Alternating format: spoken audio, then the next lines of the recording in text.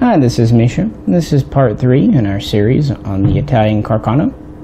Part 1 was about the long infantry rifle, the 1891 and the 9141. Part 2 looked at the first carbine that was adopted, the Cavalry Carbine, the 91 and the 9138 Cav Carbine. And now part 3, we're going to look at the second carbine that was adopted.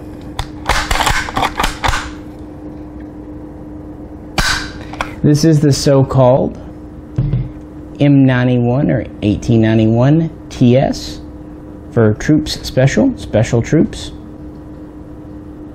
Carbine.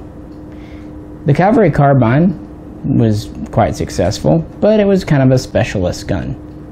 Therefore, in 1897, a second carbine model was adopted and put into production. This gun here.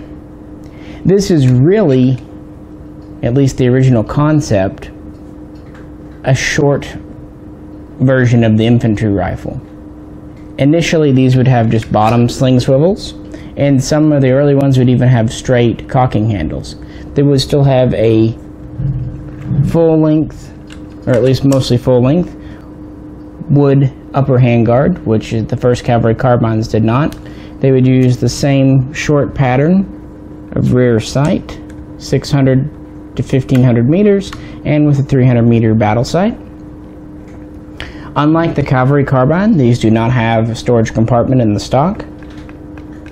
That is because they're able to have a one-piece short carbine cleaning rod under the barrel. The barrel itself is 17.7 inches, so the same as the Cavalry Carbine. Like the early Carcanos, we have a hex cut back here over the chamber area. And one interesting feature of the 91TS is this bayonet lug here.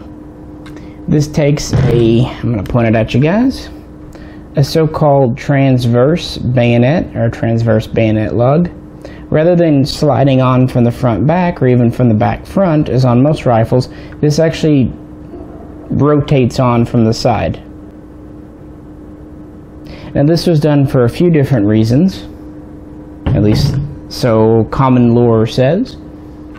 For one, it was felt to be a stronger mount, and for another, it was felt to be easier to install from the back with the soldier and in close confined quarters. That is because this gun was meant to be used for close-in fighting as well as a PDW.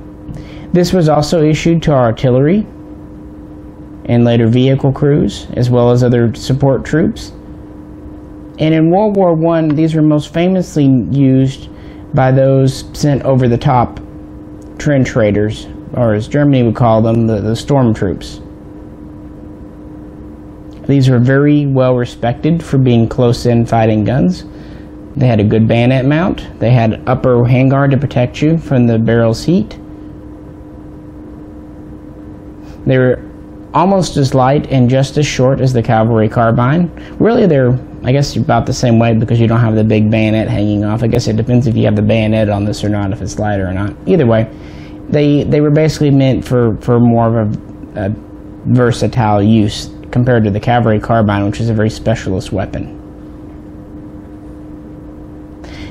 Sometime before or during World War I, this model also received side sling mounts like the Cavalry Carbine, but it would still retain its bottom mounts. So we have two different ways to sling these, which just helps make them more universal and better suited for various troops.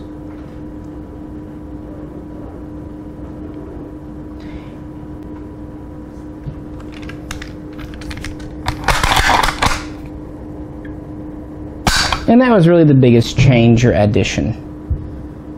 Now, whereas the other guns in the Carcano line, production would end in 1918 with the war, they would actually make a few 91TS carbines through 1919. Although it seems like most of these were built from leftover or unassembled parts. And it's often said that the quality can vary wildly. But anyway, they still produced these for a year after the war.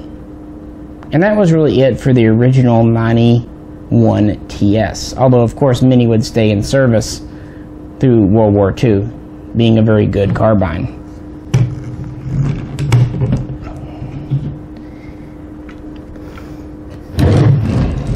Well, after Mussolini took power, he mandated that Italy increase its military and modernize.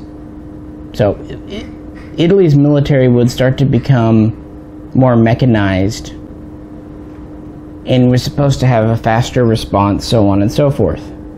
What it did not have was a lot of money in the 1920s, but it wanted more carbines, such as the TS. Well, they had a lot of infantry rifles left over from World War I.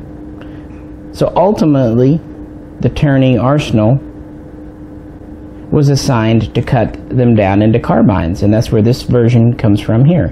This is the M91-24, and this is still technically a TS carbine as well. They took the original 30.7-inch barrel and cut it down to 17.7. They also would use the standard bayonet lug from the infantry rifle. So we have a conventional lug, we have a short cleaning rod, we have a mostly full-length upper handguard, which is cut down. The rear sight is interesting.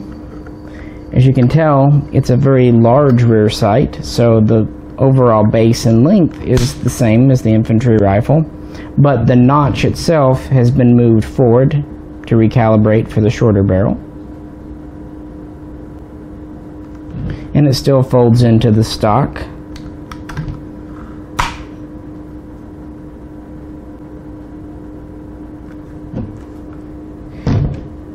Typically, these would have the bolt handles turned down, but not necessarily always. And sling swivels are all over the place. Sometimes these would just have bottom swivels only. As on this one, we would have a front side swivel, but not a rear. Sometimes we would have a rear swivel and a front side swivel, but no bottoms. And sometimes we would have all four. It's pretty across the board, different swivel arrangements.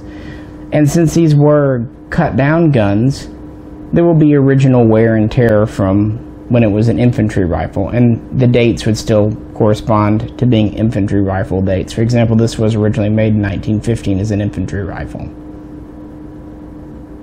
So it was a good economization, really, right? I mean, we're getting refurbished carbines, short and handy, for our new short and handy military, and it's costing us a fraction of what all new M91TSs would have. And we didn't need those long infantry rifles anyway, right? Well, one problem, it was that gain twist rifling they used. As I said in video 1, we would eventually talk about why that was problematic.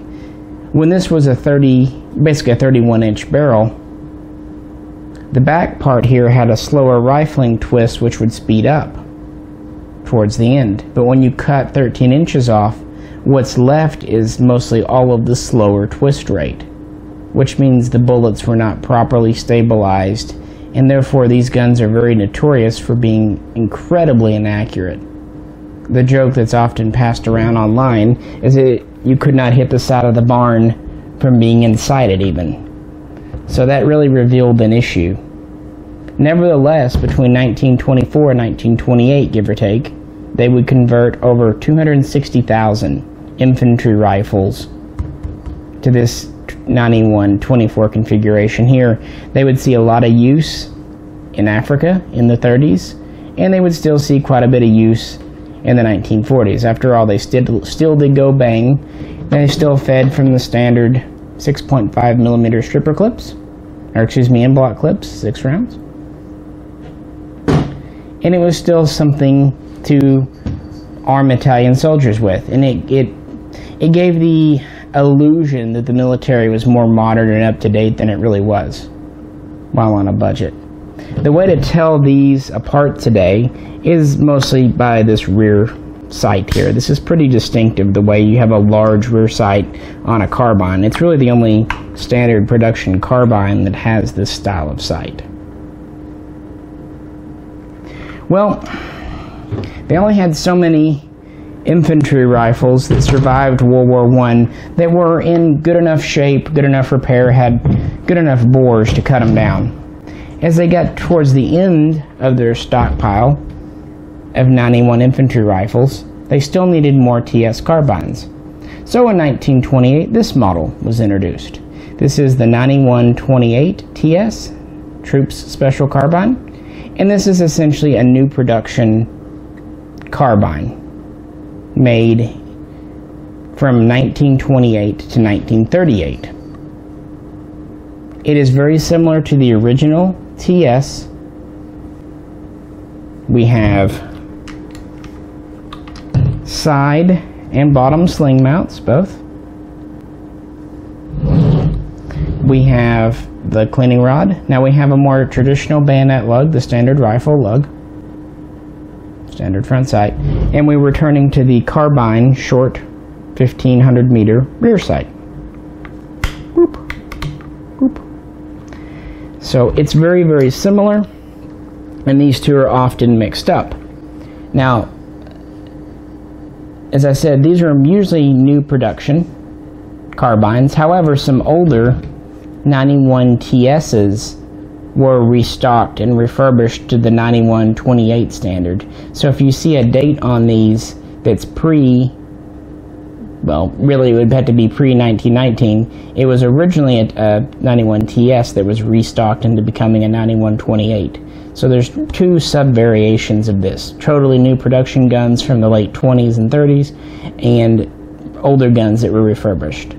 Speaking of, this gun here was actually refurbished as late as 1950. This was really the best of the Carcano carbines. We don't have the issue with the gain twist rifling from the 9124. This is a little cheaper and easier to mass produce than the 91TS. It's light, handy. It worked well as a true carbine. In fact, these guns were the de facto standard issue infantry small arm for Italy until the late 1930s. This was what was most common and standard throughout the Italian military, either this one or the 9124. And the easiest way to tell them apart, again, a 9128 would have the short rear sight. And these would remain in service through the early 50s. Of course, by that time, they were mostly being issued to second line or even police units or guard units, but they still saw some use up until the 50s and, you know, when the Grand and later BM59 came around. So they had quite a long lifespan.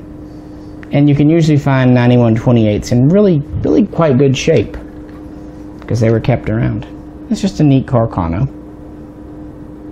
One of the last true carbine variations.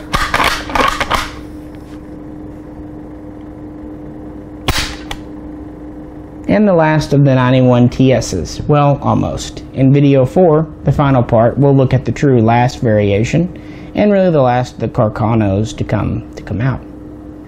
Well, if you have any questions or comments, please post them below.